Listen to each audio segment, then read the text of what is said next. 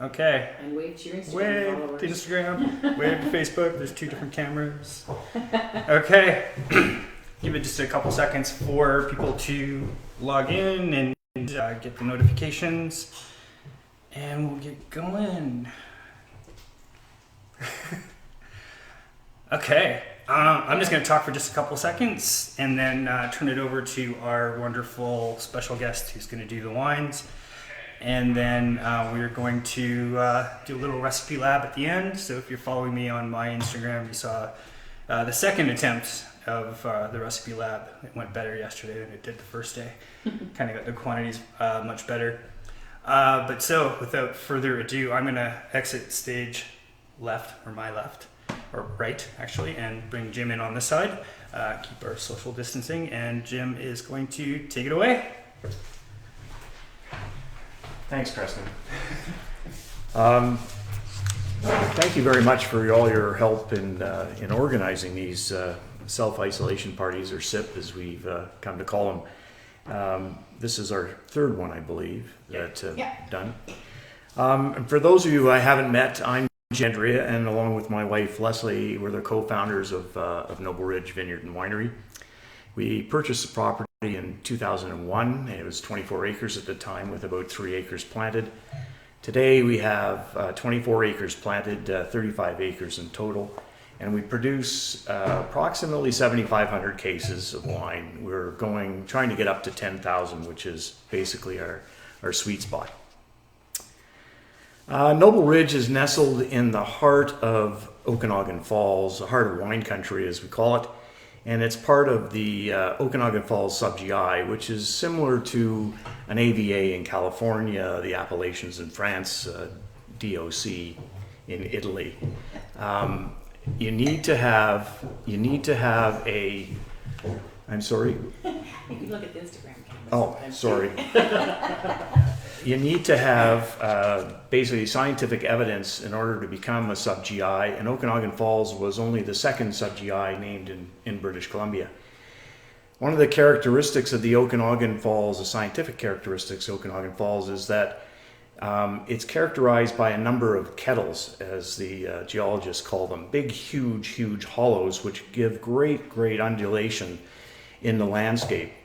And a result of these huge kettles that you'll see when you drive around the area, it creates a number of different little microclimates which allow us to grow different wines on different parts of the property.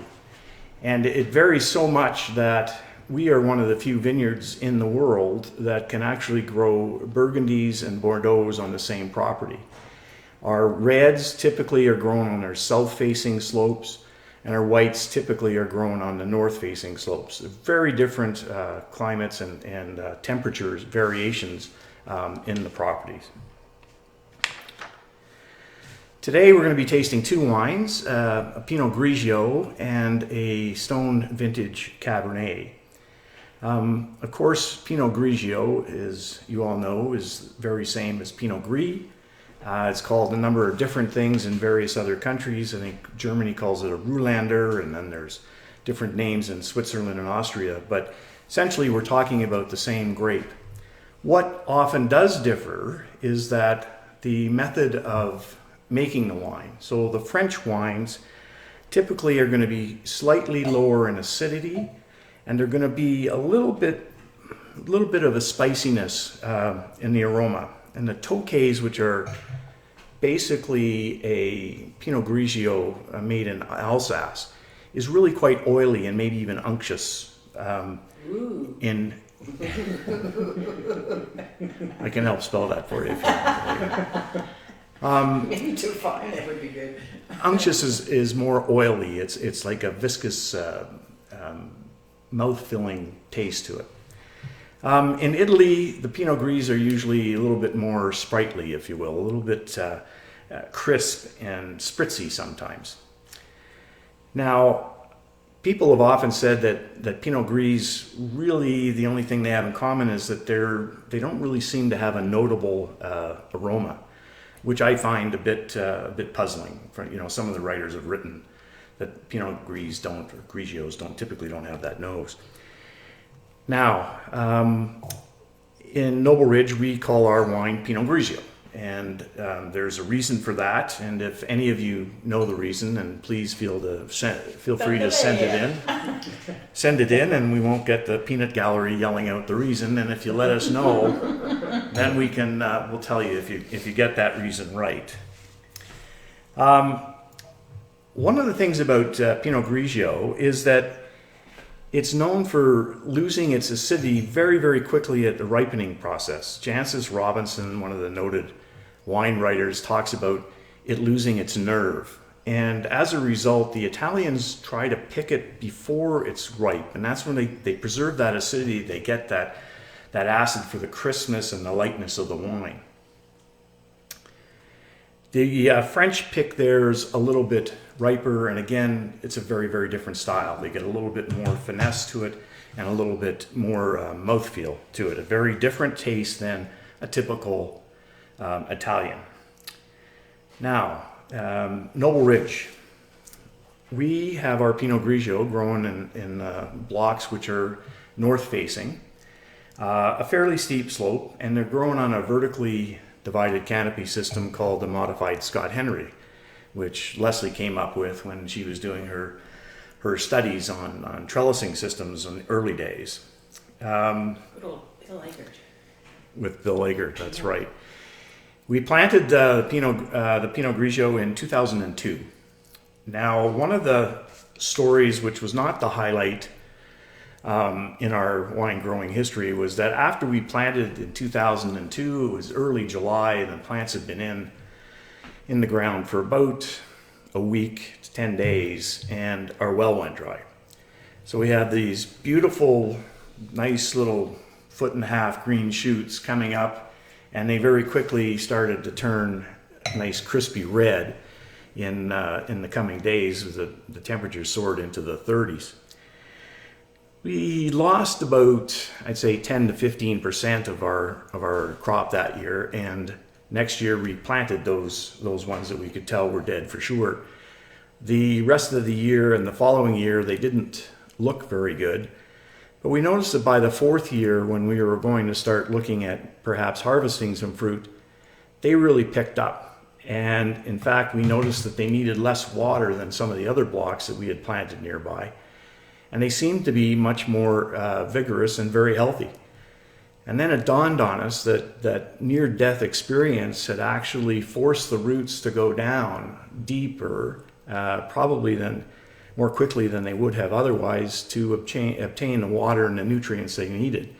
And as a result, we've noticed very early on, and a lot of the wine writers and critics have noticed, that our Pinot Grigio has some minerality to it. And that, we think, is because the roots have gone down so far to obtain the water and the nutrients. Now, I wouldn't recommend trying to plant and nearly. It probably was the one positive side of that whole adventure that we had. Now, I should also tell you that Pinot Grigio is actually, even though it's a white wine, it's actually a red grape. It's a descendant of Pinot Noir, and our grapes turn quite purple on our property. You get beautiful, lovely white juice, but the outside, when you look at them, are very similar to a Pinot Noir. Now, we at Noble Ridge pick our Pinot Noir from this one block typically 3 different times. There's an area at the bottom of the hill which is a bit more vigorous in growing, and as opposed to the 2 areas at the top of the slope. So Benoit basically wants to preserve some acidity, so we pick the stuff that's more vigorous at the bottom just before it's quite ripe to retain that freshness and that acidity. With respect to the other 2 blocks, we let them hang a bit longer because we want to get some of that oily, more complex type of mouthfeel that you get. And then Benoit as well uses different yeasts. So he'll use a specific yeast to bring out the freshness on the grapes that we pick first from the bottom part. And then he'll use a different yeast to bring out more complex flavors from the two parts that we pick from the top of the slope. In fact, we're trying to combine both worlds and make a Pinot Grigio that is better than just than what has traditionally been made. You're getting some comments on Facebook. Shalane talks about she loves the minerality and complexity of this wine. Oh, that's great. Say hi. In fact, hi, Shalane.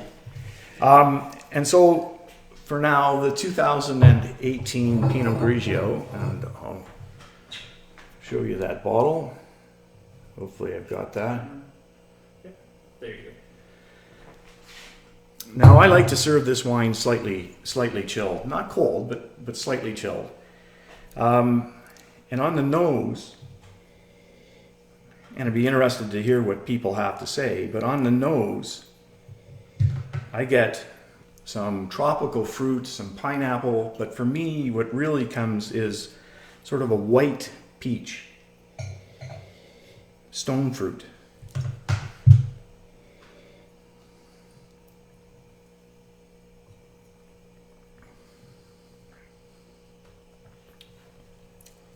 And I get flavors of peaches, honeydew melon,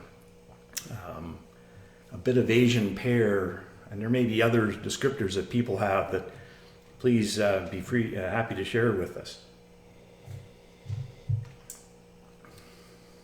Laurie Littlejohns was impressed with your oily, complex mouthfeel comment.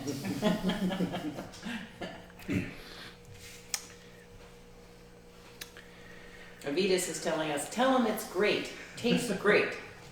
Well, thank you, and I understand there's a lot of my family out there looking on, and hope you're all being safe and doing well. Now, Peach, lime, and pear. peach, lime, and pear. Yeah. Yeah, I can get that.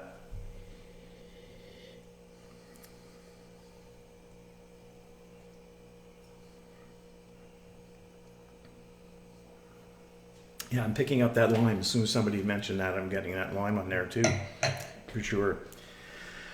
So we've been very, very fortunate with our Pinot Grigio. This is one of my go-to wines. I really quite like this for white wines. This for me has got the acidity that I'm looking for, and yet it's got some fruit in the background. We've been quite fortunate to have won a number of gold medals in San Francisco International and Los Angeles International wine competitions, and a bunch of silvers as well. I just think this wine gets better and better. Now, Preston has asked me to come up with some pairings, which is not really in my wheelhouse, but I enlisted some help, and I think that this would probably pair very nicely with a chicken dish, and even certain pastas, not tomato pastas or anything with citrus, but some white sauce pastas. I think this would go very well with. I like this with grilled prawns. This is a perfect match for me. But then some accuse me of having very different tastes in food. So,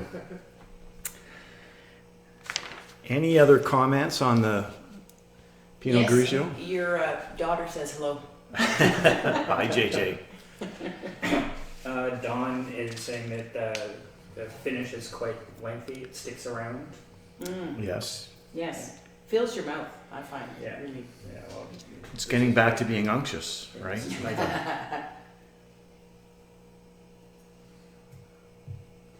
Okay. I'll save that for later.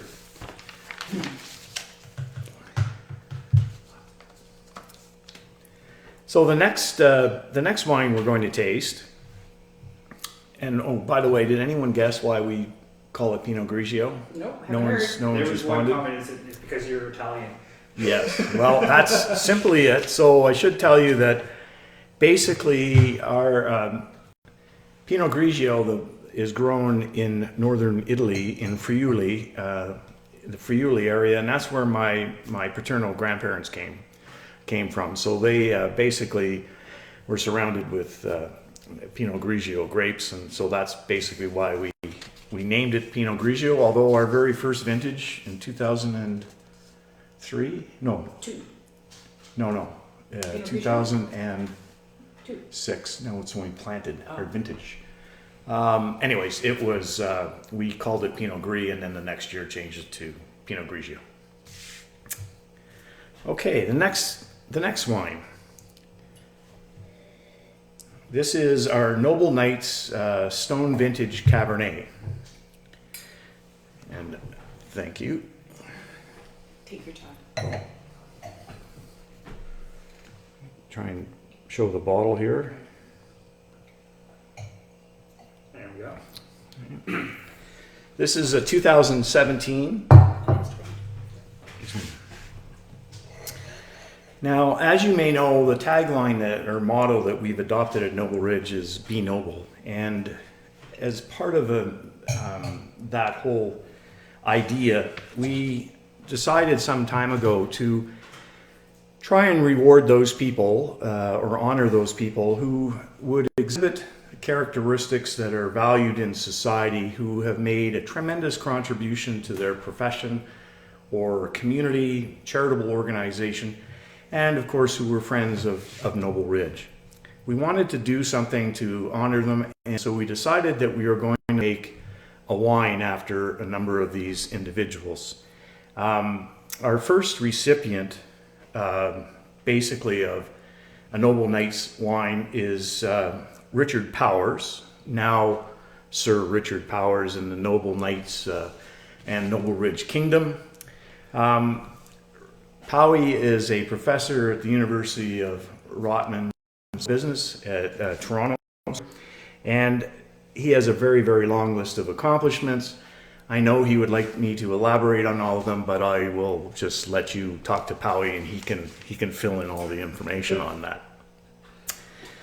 So we were very, very pleased to name our first Noble Knights wine, Chardonnay, Powers Vintage, after Powie, and are very pleased to announce that that wine just won a gold medal at Chardonnay du Monde in France, one of the most prestigious Chardonnay competitions in the world. There were only 58 gold medals awarded worldwide out of 658 wines entered. There were only 4 wines, gold medals awarded in North America, one in California, one other in British Columbia, and one in Ontario. So we were very, very pleased with what happened there.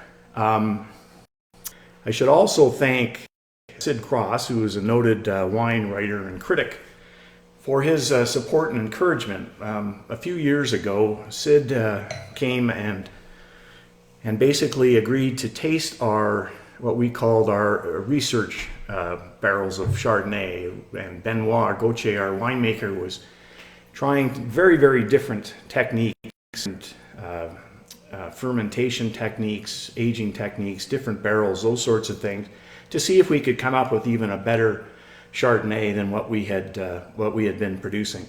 And Sid was very, very encouraging and supportive in that, and gave us some very, very good constructive feedback on the wines that he tasted in that barrel. And as a result, we were able to basically win the gold medal this year. So we're very pleased, and Sid, we want to thank you very much for your sage advice and support. Now, this wine, we're very pleased to announce that Dr. Pamela and Dr. Jim Stone are the recipients of the Stone Cabernet. Pam is an outstanding pediatrician, and it was recently honored by the Calgary Pediatrician Association as Pediatrician of the Year. Congratulations, Pam. And Jim is a longtime friend, known him for 40-some years, and has done is a cardiologist and has done some great work in that field, including writing the Canadian guidelines for cardiology. So congratulations to both of you, and thank you for your contributions to society and your profession. So in closing on that part, I'd just like to say to Dame Stone and Sirs Stone and Powers, to thank you very much for your exemplary contribution to the community and your profession, and for the privilege of allowing us to call you friends. Cheers. Now for the wine.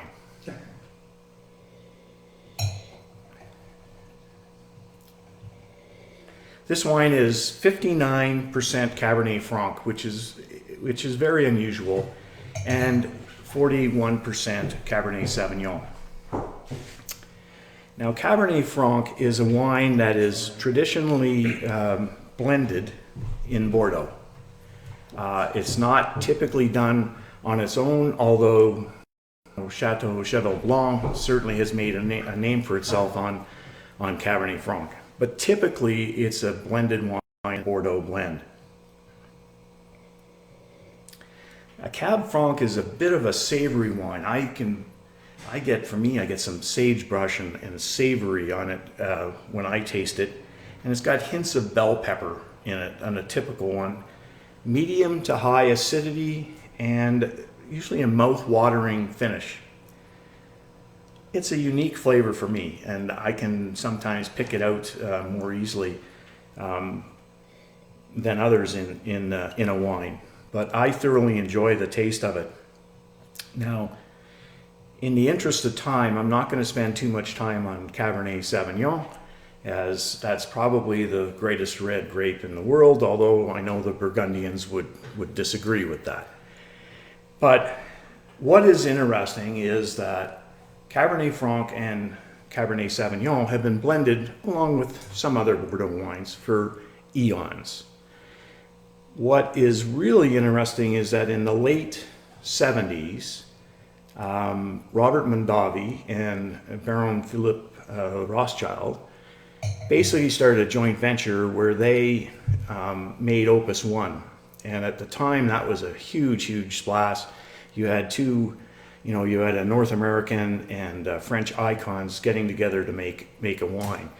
The very early vintages of the wine, aside from the first year, were strictly Cabernet Sauvignon and Cabernet Franc. I thought was very interesting. It was predominantly Cabernet Sauvignon, but the remainder was just Cab Franc and not some of the other blends. Now that has changed over the years, but the early days, that's what the two icons decided that they wanted to do.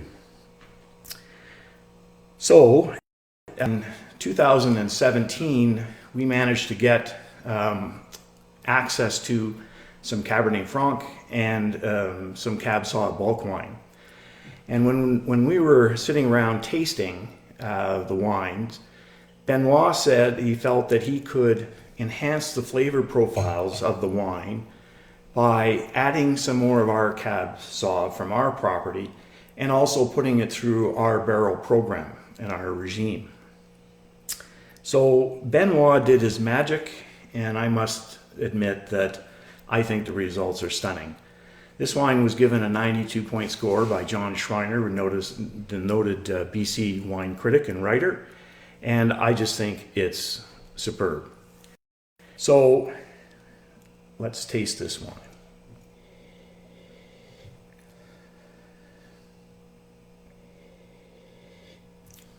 Now, when Leslie and I tasted this wine last night in preparing for this, Leslie picked up aromas of ripe raspberry. She said luscious ripe raspberry at the height of the season. I didn't get that, but I've known to miss a few things. I picked up intense dark fruit with a hint of tobacco and some leather.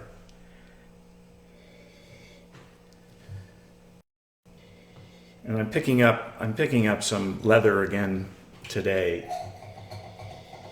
And certainly the dark fruit. Are you still getting raspberry? I've been so busy reading So all busy the writing. comments that are coming in. I have to say, I want to add, Janice Hurd has just thrown out a shout out to Pam and Jim. Yay, Pam and Jim, we love your vintage. Isn't that great? Yeah. Thanks, Janice and Bruce. And your daughter has noted for preparation, Dad? Commenting about our wine tasting last night. Oh, yes, of course, yeah. Work. Work. It's a tough job, but somebody's got to do Now it. here's a suggestion, or a comment. Dawn Gollin, who's been just really part of the last three tastings, she finds cherries and chocolate Cherries and chocolate.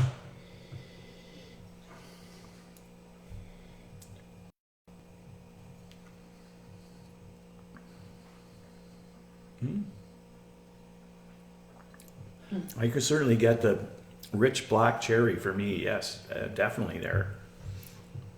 I get some blackberry and a bit of black pepper too. Definitely the dark fruit for me. It's got a little bit of a savory note to it as well. Susan Marinucci, Susan and Frank are watching, and Susan comments, Jimmy, your football years are showing up. The leather. Yeah. Many have argued I played without a leather helmet, but. So, and it's got a very, very long finish. The finish on this is very nice. The tannins are firm, but nice. I'm very velvety. Yes, very nice. And this, of course, would go with a very good hunk of meat. Shocker. Okay. How are we doing? A few minutes? Okay. You're great. So, again, Preston has asked that I give a recipe to go with these two wines. So, I know that my family is eagerly awaiting my menu choice. And I can hear them laughing now. But given that I am a self-professed meatitarian, I think, what will happen is Preston will come on right after me to give you a vegetarian dish so we can sort of balance the two views. But the first thing that you need to do... I'm sorry, but some of your friends already have guessed on the Facebook feed. Would you like me to share what they're saying? Well, Chelan's nailed it, Alberta beef. And Larry, red meat. Lynette is saying Texas beef. Don's got very nice wine. Bring on the steak. Yeah, there you go. Your friends and family know you. Oh, there's Ben, big slab of beef. Yeah. We'll manage to guess that. But before you get to the menu, the first thing you have to do, the Danbury tradition, is if you're going to barbecue some meat, you have to make sure that you fill up your glass, whether it's going to be with the Pinot Grigio, which was quite nice last night when we did it. Then you go out to light the barbecue. When I was a teenager, my job when my dad was going to barbecue was to make sure that I got him a glass of scotch. And then you go out. So it's a long-standing tradition that you have a glass of wine or scotch in your hand before you go light the barbecue.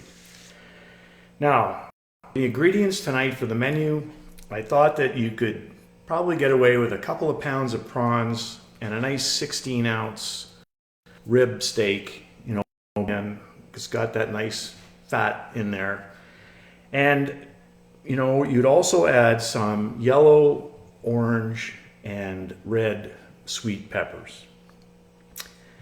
Now, the next thing you do is you open the wine for dinner.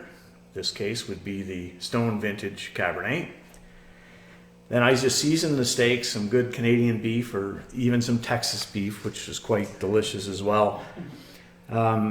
Season it with garlic, salt, and pepper. When the barbecue's hot, I prefer to do both sides of the steak, turn down the heat, and then cook it a bit slower. If the prawns are frozen but already cooked, then if they you can sear them if they're already done and get the grill marks on them. If they're not, then obviously at lower heat.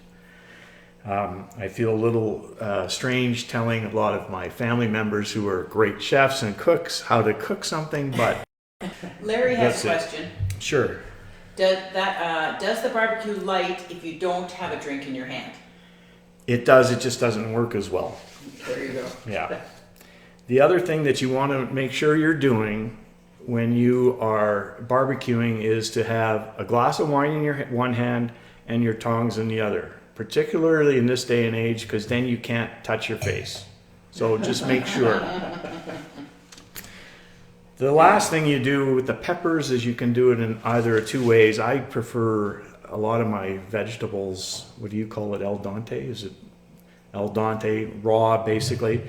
But another aspect is to cut them in half, hollow them out, and then fill them with the cheese, and then barbecue them lightly so that the cheese then just melts in, and then you can take them off with the steak. So that's my brief seminar on wine tasting today. So I wanted to thank you all for joining us and being part of the Noble Ridge team. Stay safe and healthy. Cheers. Invite Preston.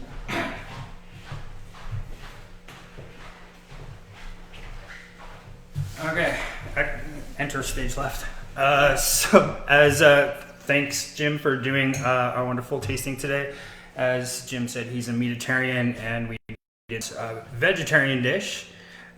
What I've done, I don't know about any of you guys, but I have been craving comfort food this time. So what I did is a vegan or vegetarian shepherd's pie. This website, this is already up on our website, so we managed to get this recipe up there. Like last week, I ended up having to do 2 recipe labs because I started this recipe quite some time ago. I used to visit my sister at the end of every summer season. For us extroverted introverts, the summer season is pretty hectic for us, and we need a little downtime afterwards. So I'd go and visit her on Vancouver Island for a week, and she was vegetarian at the time, so I would try to come up with different and wonderful recipes for her. And me, of course. So just going to go down the ingredient list real quickly. I use baby potatoes, but you can use russets or Kennebecs, whatever you like. About 4 of those are the bigger size ones. 3 carrots, 3 celery, half a yellow onion, about half a red bell pepper, 2 cups of chopped mushrooms, about a tablespoon of flour, some fresh thyme or dried thyme, whatever you've got in your pantry. Same with sage, 4 cloves of garlic, because you got to have the garlic. 2 cups of vegetable broth, a third to a half a cup, I like a half a cup, of dry red wine. Salt and pepper to taste. If you're going to do this vegan, use soy milk or vegan butter, and about a tablespoon of tomato paste. Pretty simple. It's like you're going to do your normal shepherd's pie. So peel, chop, and boil the potatoes. For boiling potatoes, always sure that you're starting off with cold water and bringing them up to temperature. Anything that's grown below ground, start off with cold water. Anything above ground, start off with hot water. While that's going along, you're gonna chop up all your veggies, saute them in butter or oil for a few minutes. You're gonna add all the mushrooms, the garlic, season it with salt and pepper, add the tomato paste, the flour, and your herbs, whichever ones you're using. And then slowly add your veggie broth and wine, stirring continuously, making sure that you've, like Jim, got one hand is held with a glass of wine. Mash the potatoes, add either regular milk or soy milk, and your vegan butter or regular butter. And also season that with salt and pepper. Lay your veggies down on a cooking thing. As it's just me and Ollie, I actually split this recipe up into 2 smaller ones, and actually froze one so that I have lunch for the next week. Bonus. Yes. I like to spray the top of it with cooking oil. You can also add some cheese to that, so either vegan cheese or regular cheese. I like the bubbling cheese on top. And I like to use a little bit of paprika, because even though I'm not Spanish, the tummy is sometimes. You're just going to broil that for 10 or 15 minutes, and you're good to go until the top is crispy. This is what it looks like. Like I said, I did it in a smaller one. So there we go. And then on there. Awesome. I didn't actually cut it open because Ollie and I are going to eat that tonight. One thing you can do, especially if you're doing a social distancing party where you've got everybody kind of everywhere apart, you can use a brie baking dish like we've got here and do individual portions. And that way everybody has their own. Smart. Yeah. So that's my vegetarian recipe. You can make it vegan very easily, which is what I kind of like. Right? We had a couple of requests for something vegetarian or vegan. I know we have a couple people on staff that are vegetarian and vegan as well, so something for them. Good. We're gonna quickly give you the wines for Nick.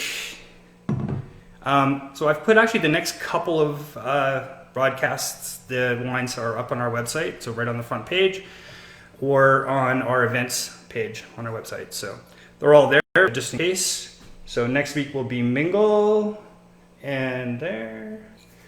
And we haven't done a King's Ransom wine yet. We're going to do the King's Ransom Pinot Noir 2016. I am so looking forward to this one. And then the week after, we will be doing, so that'll be the 2nd of May, we will be doing our Stony Knoll Chardonnay. And there. And the crowd favorite, our Noble Meritage 2017. And then the week after that is Mother's Day weekend. So we have some special wines coming up. Think sparkling.